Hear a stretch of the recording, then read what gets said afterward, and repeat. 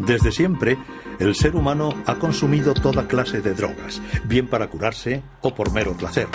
Alcohol, cocaína, morfina, pero todas ellas hacen mella en el cerebro. Drogas y cerebro. Drogas de diseño, la química de la conciencia. En la actualidad, la biología es capaz de explicar sus efectos en nuestras mentes y el estudio de las drogas permite a la ciencia una mejor comprensión del funcionamiento del cerebro. Las plantas alucinógenas, como las moléculas de síntesis, LSD o éxtasis, alteran las fronteras de la conciencia.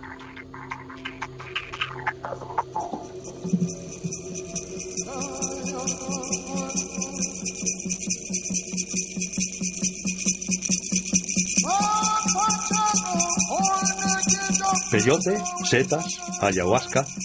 Para comunicarse con el mundo de los espíritus, los hechiceros, curanderos y chamanes siempre han recurrido a plantas alucinógenas.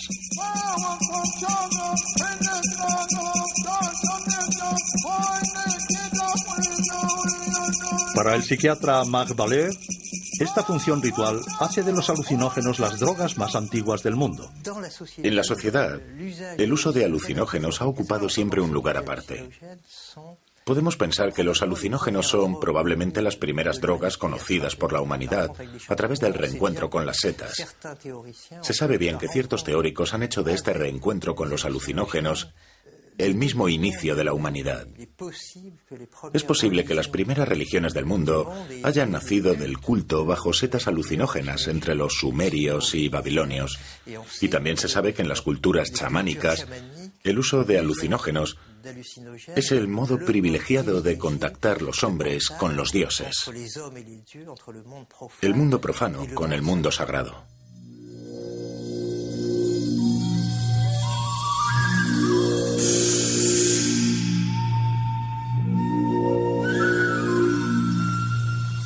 En la Europa medieval, curanderos y hechiceros se sirven de la datura, la belladona o de la hierba loca. Plantas cuyos efectos alucinógenos son el origen de los aquelarres y de las leyendas de brujas montadas en escobas. Para la Iglesia, manifestaciones diabólicas. Rasgos patentes de la heroína son el placer, la anestesia, el riesgo. En el caso de los excitantes, vemos cómo uno puede volverse dependiente de la exaltación, el placer, el sentimiento de autodominio propios de la cocaína, las anfetaminas y todo este tipo de sustancias. Los alucinógenos son un caso totalmente aparte. Generalmente los que experimentan con alucinógenos suelen repetir.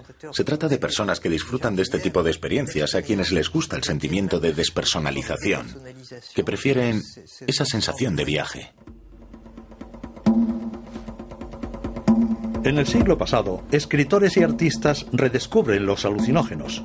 El escritor francés Antonin Artaud es iniciado en el cactus sagrado o peyote por los indios de México. Y el poeta Henri Marchot, gran experimentador de estas drogas, trató de reflejar en imágenes lo que veía bajo la mescalina, el principio activo del peyote.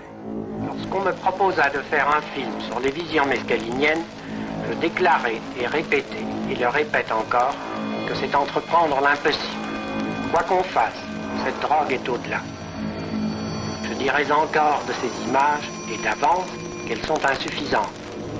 Elles devraient être plus éblouissantes, plus instables, plus subtiles, plus labiles, plus insaisissables, plus oscillantes, plus tremblantes, plus martyrisantes, plus fourmillantes, infiniment plus chargées, plus intensément belles, plus affreusement colorées, plus agressives, plus idiotes, plus étranges.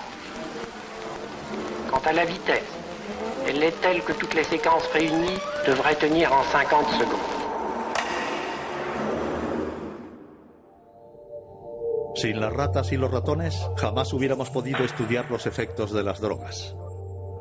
Comparten un gran número de sus genes con nosotros y las drogas desencadenan las mismas tempestades en sus cerebros. De hecho, la humanidad entera tiene una deuda moral con estos pequeños animales. Podemos drogar a las ratas, manipular sus genes e incluso diseccionarlas. Es la triste pero necesaria labor diaria de los laboratorios que comparan el estado de las ratas drogadas o genéticamente modificadas con las ratas controladas o normales.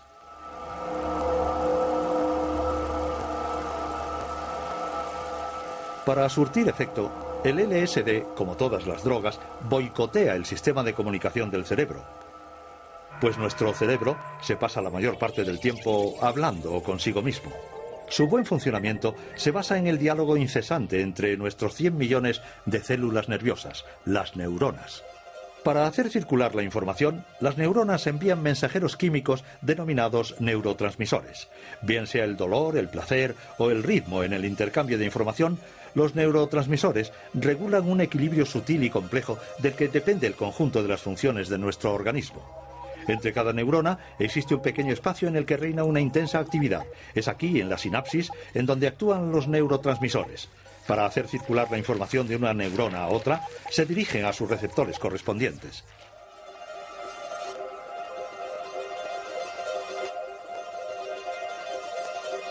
Los alucinógenos son poco estudiados por los científicos.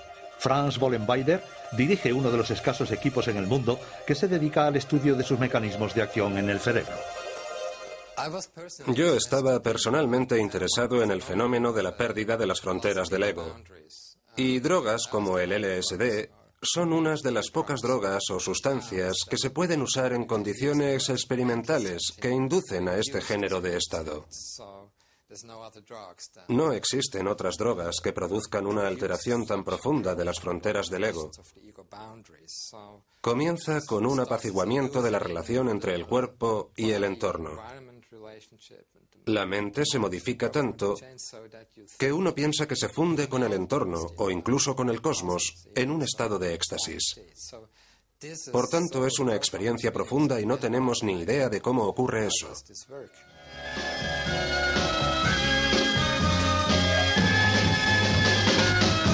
Bill? Hey, Bill? Are you all right? Fine.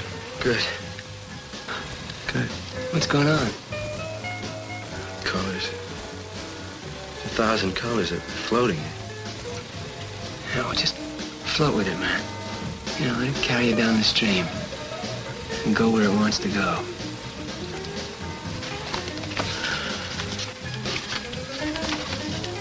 You will find that you will become one with your surroundings. You will live in perfect harmony with the world around you. You can reach out your hand and become one.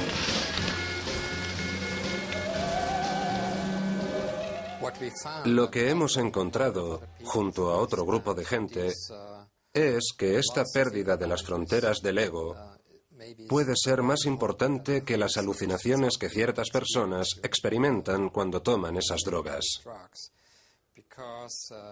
Porque esta pérdida de las fronteras del ego puede llevar a una especie de estado místico, lo que se denomina la unión mística, si es realmente extrema. O puede tomar otros derroteros. Uno puede sentirse hecho añicos, ansioso y dividido. No se puede obviar lo que está realmente ocurriendo.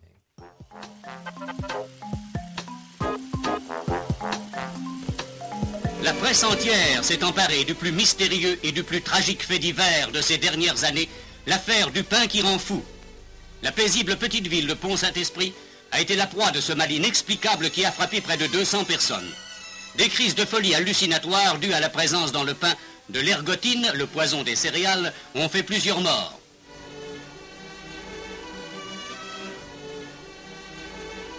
La vente du pain a été aussitôt interdite et à Pont-Saint-Esprit, les biscottes ont complètement disparu. Le passage de ces corbillards devant une boulangerie close, c'est ce que la justice reprochera à un minotier qui avait trop aimé l'argent.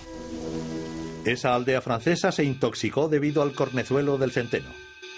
Estudiando los derivados de este parásito de los cereales, el químico suizo Albert Hofmann, mientras investigaba un remedio contra la migraña, inventó en 1943 una droga que iba a sacudir a toda una generación: la dietilamida del ácido lisérgico, más conocido bajo el nombre de LSD. Para conocer sus efectos, he decidido experimentar con esta sustancia sobre mí mismo, la dietilamida. Como hombre prudente que soy, he comenzado con la cantidad más pequeña posible, capaz de hacer algo de efecto, o sea, con 1/4 de miligramo.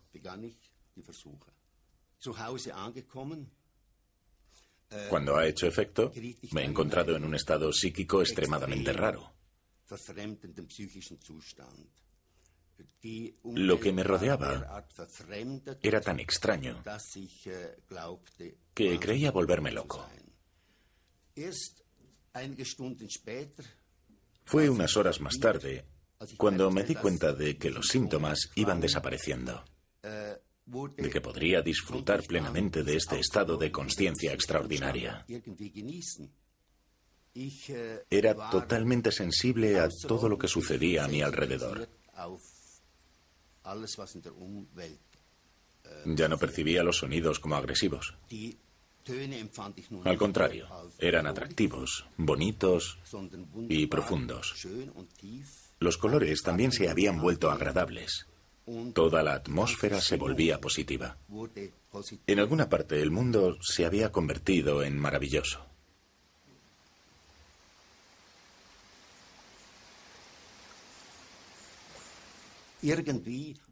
Esto poco antes de haber sido endemoniado, por decirlo de alguna manera, pero ahora me encontraba en un universo mágico. Tras la Segunda Guerra Mundial, la CIA experimenta con el LSD y lo prueba como suero de la verdad. Muchos ejércitos ensayaron incluso su potencial de arma química incapacitadora. 25 minutes later, the first effects of the drug became apparent. The men began to relax and to giggle. But this man was more seriously affected and had to be removed from the exercise. After 35 minutes, one of the radio operators had become incapable of using his set, and the efficiency of the rocket launcher team was also very impaired. 10 minutes later, radio communication had become difficult, if not impossible, but the men are still capable of sustained physical effort. This man nearly succeeded in felling this tree using only a spade. But 1 hour and 10 minutes after taking the drug, with one man climbing a tree to feed the birds, the troop commander gave up, admitting that he could no longer control himself or his men. En 1954, el escritor Aldous Huxley publica Las puertas de la percepción, un libro que cuenta sus visiones bajo la mescalina y hace descubrir la experiencia psicodélica al gran público. Do you think imaginative writers would benefit by that? Well, I think the people who would benefit most of all are professors. And this, I think it would be extremely good for almost anybody with fixed ideas and with a great certainty about what's what, to take this thing and to realize that the world he has constructed is by no means the only world, that there are these extraordinary other types of universe which we may inhabit and which we should be very grateful for inhabiting, I think. Alexander Salgin, en la actualidad un octogenario, ha dedicado toda su vida a la química alucinógena.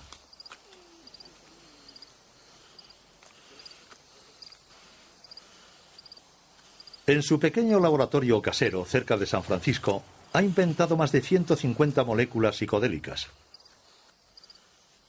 Considerado un genio de la química, los resultados de sus experiencias aparecen publicados en revistas científicas. Creo que el término que Huxley utilizó, las puertas de la percepción, era de William Blake. Creo que textualmente la cita era: si las puertas de la percepción estuvieran abiertas, veríamos todo como realmente es. Creo que la idea de hacer todo absolutamente disponible y perceptible, de la misma forma que Huxley trataba de hacer entender en sus escritos, es algo peligroso. Eso es esquizofrenia. Se tiene acceso a todo en estos términos. Vaya, mira eso, míralo. Me acuerdo de esto y de aquello. He hablado con Dios y me están pasando más cosas. Y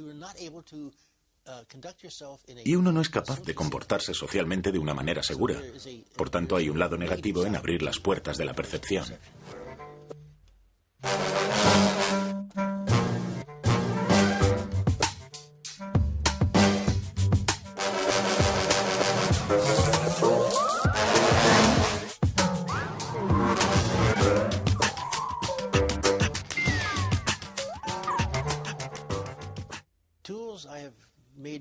Las herramientas que inicialmente creé se llamaban drogas psicotrópicas, drogas psicoactivas, drogas que actuaban sobre la mente. El término común original era el de drogas psicotomiméticas, en el sentido de que imitan la psicosis. Luego se las denominó drogas alucinógenas, pero no era exacto. Realmente no causan alucinaciones. Se recuerda muy bien lo que está pasando, no es como la amnesia asociada con las alucinaciones. Yo siempre las he llamado drogas psicodélicas.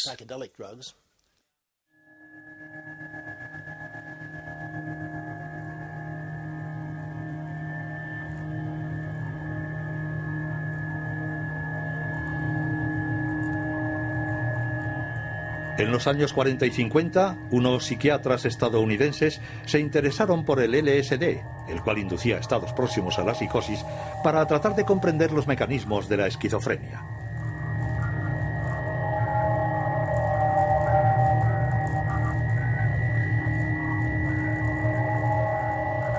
Para clasificar este tipo de drogas, un psiquiatra inglés propuso entonces la palabra psicodélico, que en griego significa que manifiesta el espíritu.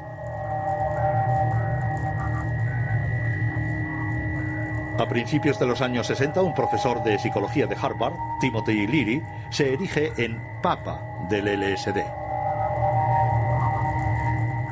The effect is somewhat like looking through a microscope. Suddenly, when you look through a microscope, you discover that there's an invisible world around you that you hadn't known about before you did it. The same thing is true of the psychedelic drug. You're aware of processes that are going on inside your own brain. You're aware of the exchange of energies that are going on between your sense organs and the energies around them that you weren't aware of before. La consigna de Timothy Leary, excitaos, estad en la onda, pasad de todo, alcanzó a toda una generación.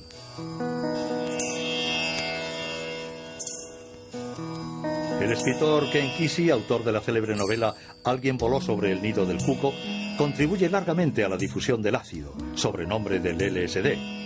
Con su grupo llamado Los Alegres Bromistas, recorre Estados Unidos en un autobús decorado con flores. El dispositivo de sus acid test pone las bases del estilo y de la estética psicodélica.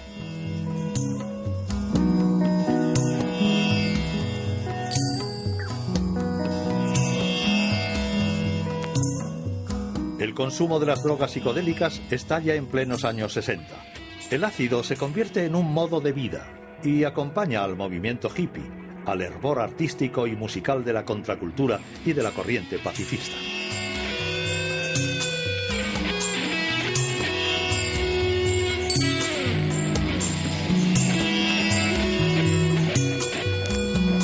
Algunos políticos incluso declaran que el ácido es más nocivo que la guerra de Vietnam. En 1966, Estados Unidos, seguido por otros países, acaba prohibiendo el LSD y todas las drogas psicodélicas.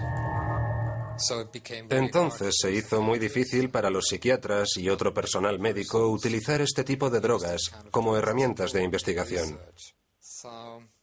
Por tanto, la investigación cayó en picado. Y con el desarrollo de nuevas herramientas de investigación en los 80 y los 90, algunos estudios llegaron a plantearse cómo actuaban realmente estas drogas en el cerebro y cómo afectaban a las neuronas. Más allá de la psicología, estábamos muy interesados en comprender cómo interferían en las redes neuronales, en las neuronas y en las áreas receptoras. Así pues, nuevas investigaciones comenzaron durante los años 90. Se han realizado numerosos estudios de cómo las drogas afectan al cerebro, pero con drogas que actúan sobre la mente se puede recurrir a animales de laboratorio a los que se les puede someter a radiactividad, cortar la cabeza y diseccionar el cerebro en láminas para observar dónde se ha alojado la radiactividad. Pero esto no sería muy ético hacerlo con humanos.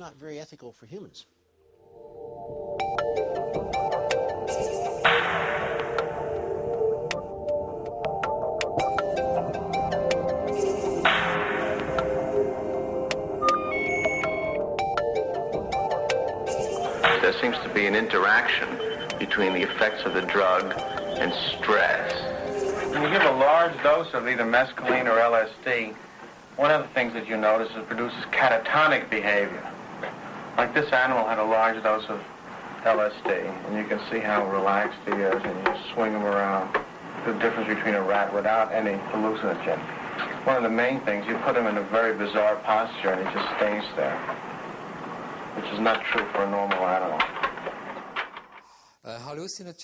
Los alucinógenos tienen, yo diría, 3 o 4 efectos fundamentales. El primero, y en el que piensan todos, porque así lo indica el término alucinógeno, es que se experimentan imágenes o escenas que calificamos de alucinaciones. Es algo que no tiene ningún estimulante correspondiente en el mundo exterior. Por tanto, es el cerebro el que produce estas imágenes. No tiene nada que le corresponda con el mundo exterior. Por ejemplo, es como si te sentaras aquí y de repente empezaras a ver un animal que no está en la habitación. Eso es una alucinación. Pero si te sientas y ves moverse las paredes, ondular al ritmo de la música, distorsionarse, eso es una ilusión visual. La mayoría de la gente experimenta primero ilusiones ópticas y solo unos pocos han descrito verdaderas alucinaciones, es decir, han visto más de lo que estaba realmente presente.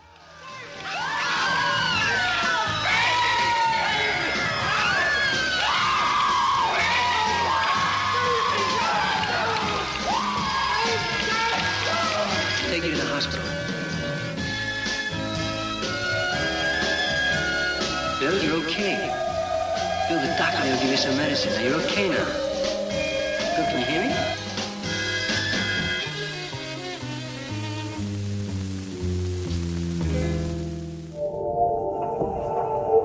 El LSD no crea verdaderas alucinaciones, pero altera o deforma la percepción.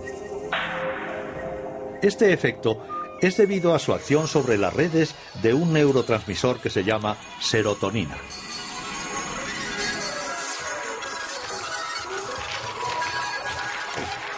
El LSD se fija a los receptores 2A de la serotonina y provoca una hipersensibilidad a los colores, a las formas, a los sonidos y al tacto.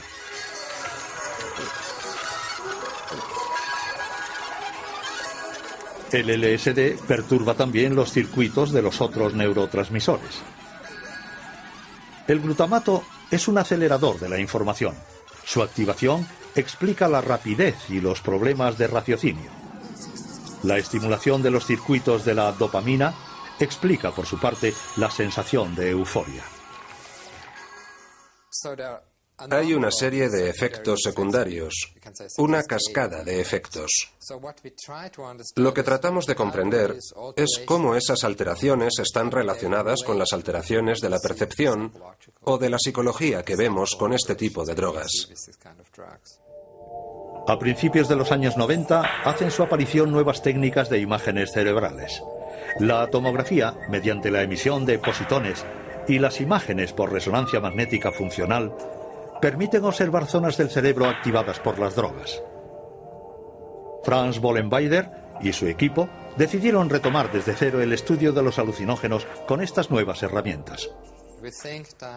Creemos, por una parte, que las profundas alteraciones que observamos con estas drogas, cuando los individuos están eufóricos, en un estado de éxtasis, nos dan una pista de cómo, en un sentido amplio, nuestro cerebro está organizado y cómo funciona cuando se encuentra en esta especie de estado de éxtasis. Very, very cool. Very, very groovy. Y por otra parte, el otro estado, o el otro polo de esta discusión del ego, es cuando se pierde la imagen propia, cuando se pierde autonomía. El ego acaba haciéndose añicos, y esto se asemeja mucho a los estados de esquizofrenia. Usually a separate tent setup, which we call the trip tent.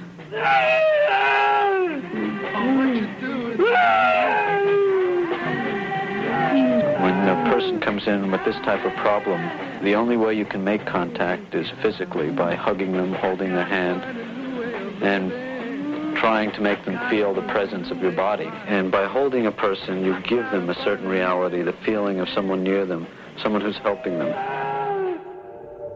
Este estado de angustia profunda provocado por el LSD lo compara Franz Vollenweider con una disolución del ego.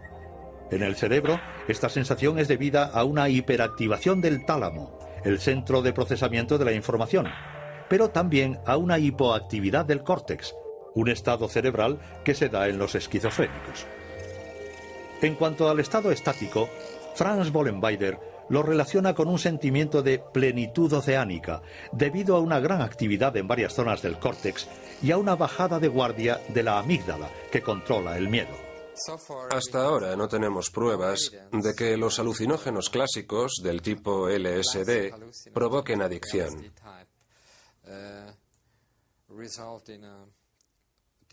Puede darse una cierta dependencia psicológica, pero básicamente no existen síntomas somáticos cuando se deja la droga, el llamado síndrome de abstinencia.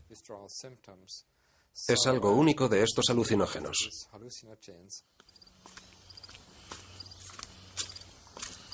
Alexander Salgin prueba los efectos de cada nueva molécula sobre sí mismo, sobre su mujer Anne y sobre un grupo de voluntarios.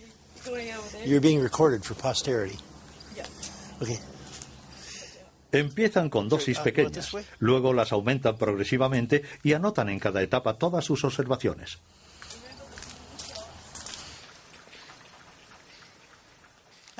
Probablemente una de las más memorables fue la 202-CB, que es una sustancia cuyos efectos empiezan muy suavemente. Durante mi primera experiencia, tuve la oportunidad de visitar un museo de pintura y empecé a darme cuenta por vez primera por qué el pintor pintaba así. Es decir, veía a través de las pinturas a su autor. Y esta forma de comunicación me pareció extraordinariamente interesante y bastante sorprendente. La idea de abrir las puertas de la percepción es esencial porque la mente está constituida de toda suerte de elementos, ideas, memoria, recuerdos y, quién sabe, vidas pasadas y futuras que están detrás de puertas cerradas. Y solo existe una forma de acceder, abriéndolas. Mejor de una en una porque de otra forma nos abrumaría tanta información. Pero opino que este concepto de abrir las puertas de la percepción es algo fundamental, esencial para aprender a conocernos. Todos tenemos una bestia interior y es una de las áreas de trabajo favoritas de mi esposa Anne. Hay un animal dentro de nosotros que no conocemos. No es el subconsciente, sino el inconsciente. No conseguiremos estar en paz con muchos de nuestros aspectos negativos, con nuestros problemas psicológicos, hasta que no conozcamos un poco a ese animal. Puede que nunca estemos de acuerdo con él, pero el tema no es solo si deberíamos conocer a ese animal, sino también observar el mundo a través de sus ojos, aunque sea durante un breve momento. Este género de cosas puede resolver muchos problemas psicológicos. Por tanto, abrir este tipo de puertas es un concepto real.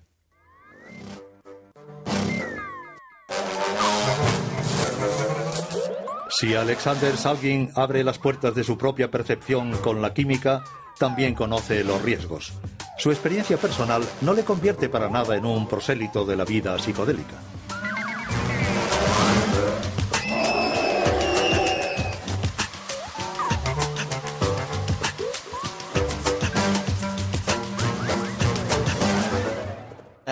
Intento no ser un consumidor crónico de productos psicodélicos porque lo que yo encuentro excitante es el descubrimiento.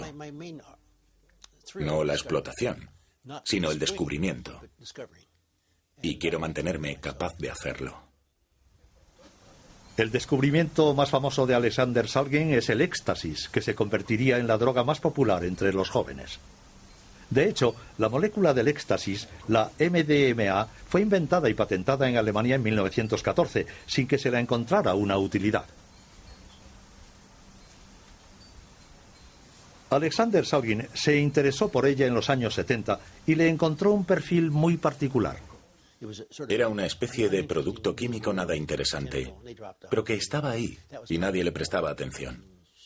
Lo publiqué creo que a principios de 1970. Luego me enteré a través de un amigo que esta sustancia no psicodélica estaba siendo utilizada en Chicago.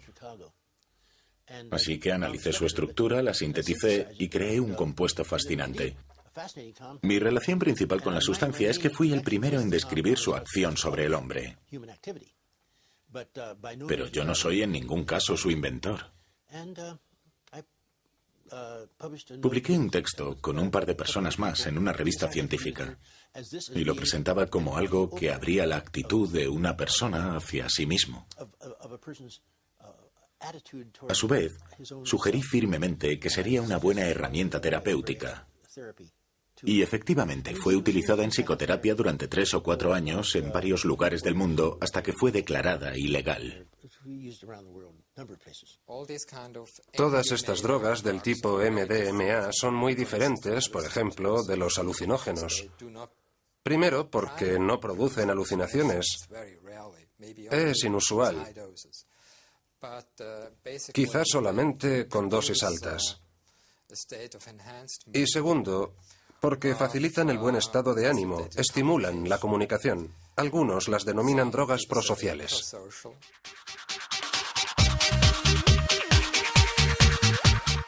Durante algunos años, la MDMA fue utilizada por los médicos en psicoterapias. Pero después de su prohibición, la MDMA o éxtasis se convirtió en una droga sinónima de fiesta. Muy eficaz contra la fatiga, el éxtasis es sobre todo utilizado por amantes de la fiesta y el baile. Lo consumen cerca de 8 millones de personas en el mundo.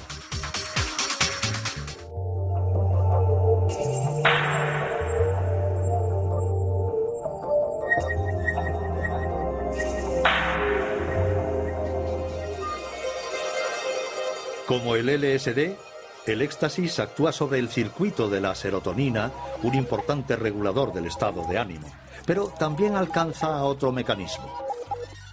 En un cerebro sin droga, la serotonina es recaptada por una especie de aspirador molecular, el transportador.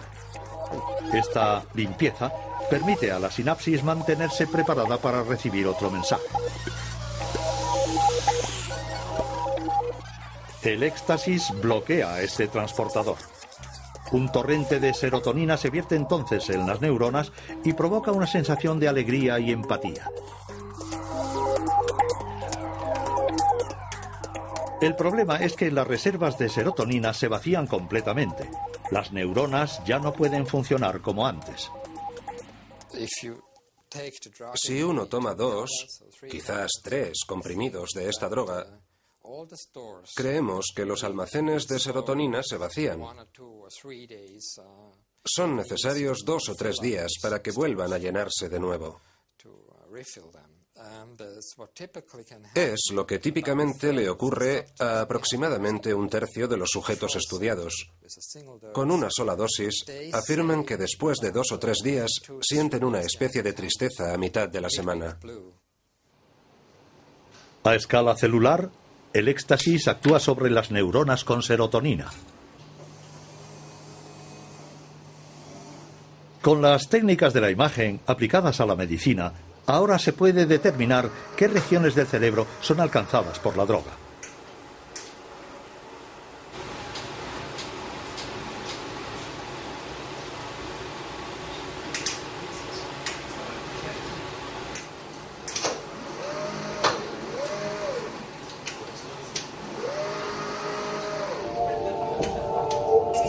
Al llegar al estriato, el éxtasis facilita los movimientos y crea una cierta euforia.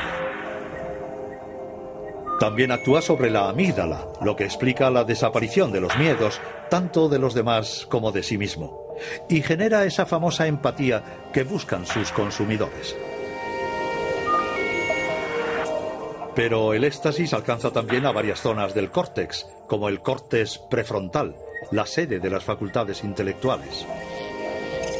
Es en esa zona donde el éxtasis daña a las neuronas con serotonina. Creemos que si tomas estas drogas todos los fines de semana, el estado de tu cerebro puede estar profundamente modificado, porque se trata de una toma crónica y no de una simple dosis de una noche. Esto puede llevar a completas alteraciones de la capacidad del cerebro para producir serotonina, para liberarla. Por eso pensamos que es el lado malo de la MDMA cuando se consume con frecuencia. Atacadas por el éxtasis con regularidad, ciertas neuronas con serotonina no consiguen regenerarse. Estudios con animales demuestran que el éxtasis puede ser neurotóxico, es decir, que puede destruir las neuronas, daños que parecen irreversibles y que pueden arrastrar depresiones crónicas. Creo que la MDMA, contrariamente a otras drogas, tiene un potencial neurotóxico mucho más fuerte. Es más peligrosa que otras drogas con efectos comparables a los de la MDMA, como por ejemplo los alucinógenos, para los cuales no hemos observado alteraciones a largo plazo. Por tanto, la MDMA es un caso especial. Es difícil dar recomendaciones para su consumo, pero es mejor no tomar esta droga con frecuencia. Y si alguien me pidiera mi opinión, le diría que ni se le ocurra probarla, para no correr ningún riesgo.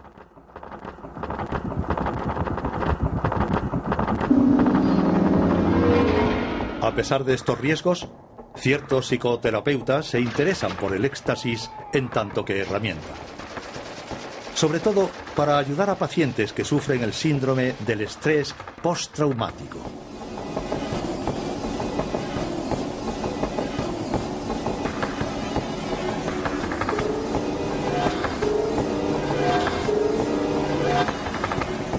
Es el estado de shock de los veteranos del Vietnam lo que ha permitido a la medicina identificar este problema psiquiátrico que hasta entonces no tenía existencia oficial.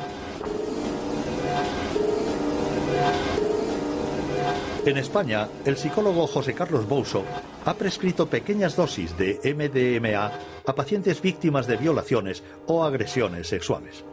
Bueno, el trastorno de estrés postraumático es un cuadro sintomatológico que aparece cuando una persona se ve expuesta a la vivencia de un suceso traumático dramático, ¿no? Como puede ser una agresión sexual, un acto terrorista o pues cualquier otro tipo de acto violento.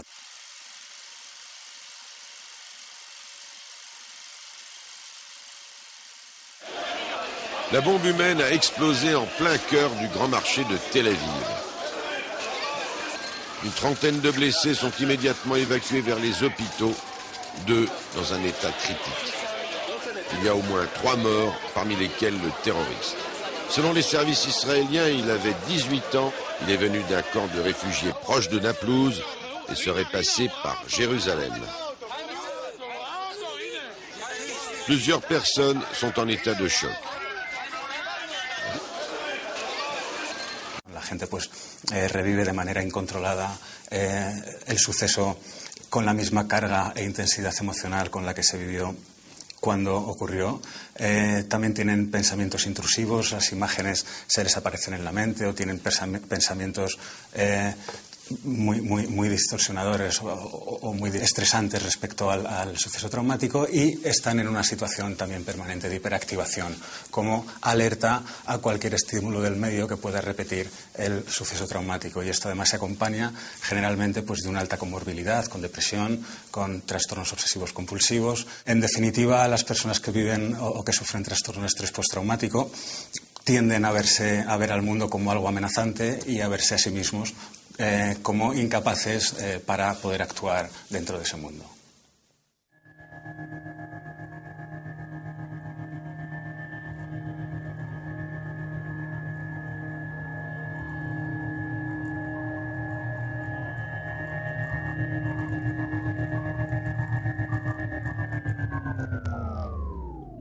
Y la MDMA actúa de manera muy específica sobre el miedo, ¿no? Haciendo que las personas, pues bueno, los mayores miedos que no tienen que ver con los miedos propios de la vida o del vivir, sino pues todos estos que nos generamos por haber sufrido un trastorno o una situación especialmente estresante o por cualquier otra circunstancia. La MDMA es como si actuara específicamente sobre el miedo y lo eliminara, o al menos lo reduciera durante una serie de horas, que es lo que dura el efecto farmacológico de la MDMA, y esto permite a las personas trabajar sus experiencias internas sin estar bajo una situación de miedo permanente.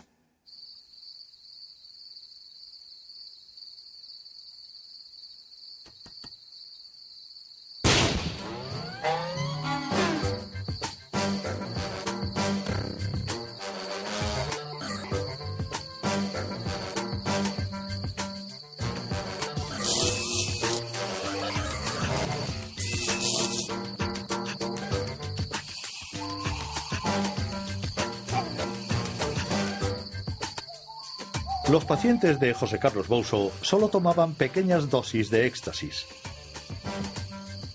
Pero el riesgo de neurotoxicidad ha conducido a las autoridades universitarias a interrumpir el proyecto. Actualmente, otros estudios experimentales están teniendo lugar en Estados Unidos. En general es que la MDMA puede ser un fármaco muy útil en el tratamiento del trastorno de estrés postraumático, pero lamentablemente no lo puedo asegurar con datos, no lo puedo afirmar con datos, y lo único que esperamos es que algún día estos estudios puedan realizarse, ¿no?, para poder tener las ideas más claras, ¿no? Pero el éxtasis de los locales nocturnos contiene a menudo sustancias peligrosas que no tienen nada que ver con la MDMA utilizada en las psicoterapias experimentales. Los laboratorios clandestinos inventan también drogas de diseño. Son las nuevas drogas a la carta y cuyos consumidores se multiplican. Estas drogas sintéticas, como el GHB o la ketamina, crean estados que van desde la abolición de la voluntad a una sensación de abandono del cuerpo.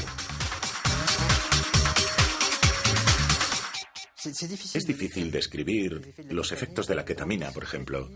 Son drogas ambiguas porque los individuos tienen a veces vivencias bastante diferentes, pero es un poco una ausencia brutal de la realidad. Ciertas personas cuentan su experiencia con la ketamina como otras contarían lo que se denomina experiencias cercanas a la muerte, próximas a la misma muerte. Se podría decir que con estas sustancias se puede experimentar el hecho de abandonar las partes más evolucionadas del cerebro para regresar con bastante rapidez al estado vegetal o de cerebro reptiliano o vegetativo. Y es una experiencia que ciertas personas parecen apreciar sobremanera. Quizás el concepto de identificarse con un vegetal les resulta a fin de cuentas bastante emocionante.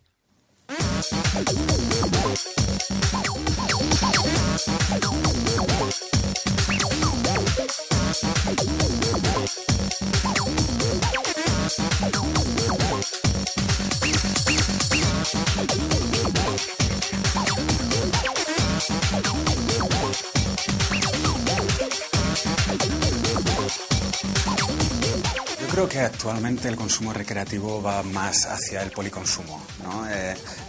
Pues hay un menú psicotrópico del que el consumidor hace uso a lo largo de la noche en función de los efectos que va queriendo o que va sufriendo o que va teniendo, ¿no?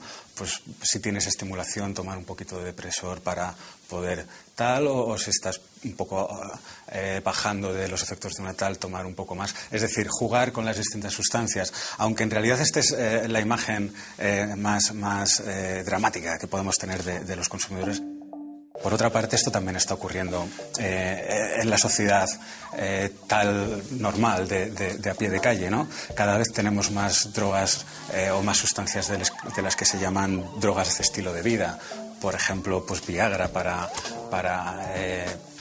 el tratamiento de la impotencia, o tenemos algunos antidepresivos que están empezando a utilizarse para la gente que tiene miedo a hablar en público. Es decir, que esto yo creo que es un fenómeno muy generalizado en toda la sociedad, tanto con drogas de farmacia como con drogas ilegales, ¿no?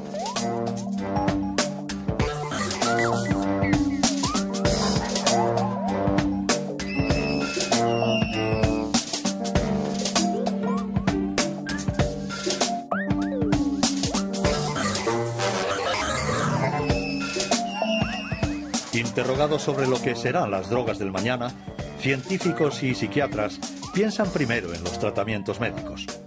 Entre las drogas y los medicamentos, las fronteras se hacen cada vez más ambiguas y el futuro se anuncia químico.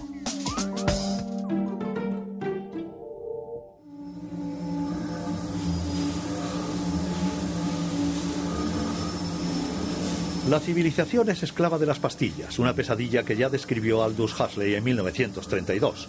En su novela Un mundo feliz, el escritor imagina una sociedad regulada por el soma, una droga omnipotente que apacigua o vuelve eufórico según la dosis administrada.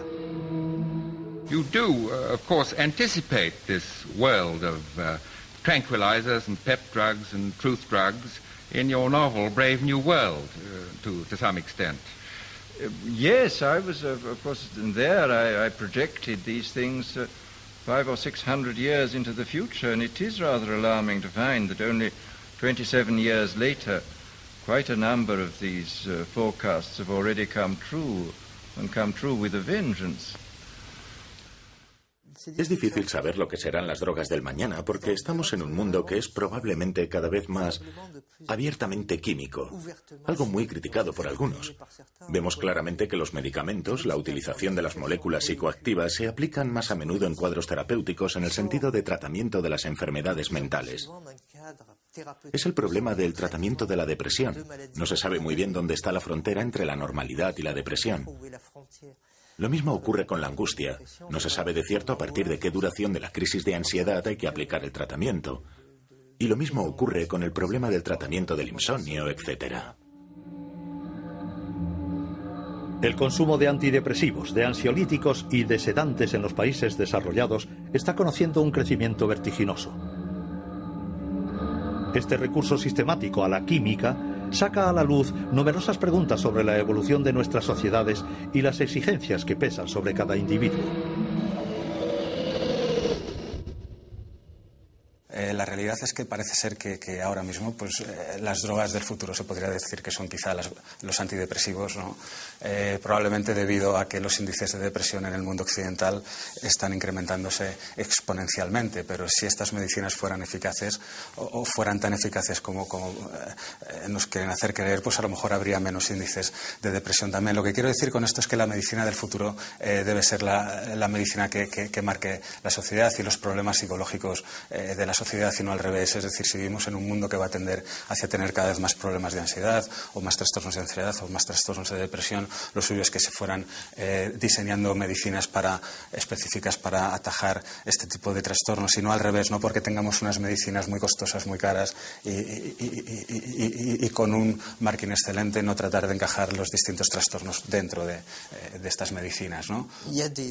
Hay médicos, en el sentido literal del término, que querrían solo sanar a los enfermos claros, que piensan que hay un abuso en el consumo de medicamentos, que todos los problemas psíquicos son tratados con medicamentos, que pronto nos levantaremos con la pastilla para despertarnos, nos acostaremos con la píldora para dormir, disfrutaremos con la pastilla del goce, comeremos con la pastilla que incita el hambre, etc. Personalmente, yo no soy tan pesimista. Opino que en realidad es el uso que le dé la gente lo que determinará el lado nocivo o el lado beneficioso de una misma sustancia. Se está estrechando la frontera entre las sustancias clandestinas y la farmacología legal. El futuro de la sociedad se dibuja bajo un trasfondo de descubrimientos asombrosos. Esclavo de las nuevas drogas y medicamentos, incansablemente empujado a hacerlo mejor, ¿el hombre del futuro será un zombi cebado de cócteles químicos? ¿O más bien sabrá hacer un uso inteligente de las herramientas de la conciencia? La respuesta no se encuentra en los laboratorios, sino en la evolución de cada uno de nosotros. A las ratas y ratones que cada día en los laboratorios contribuyen a una mejor comprensión de la conciencia humana.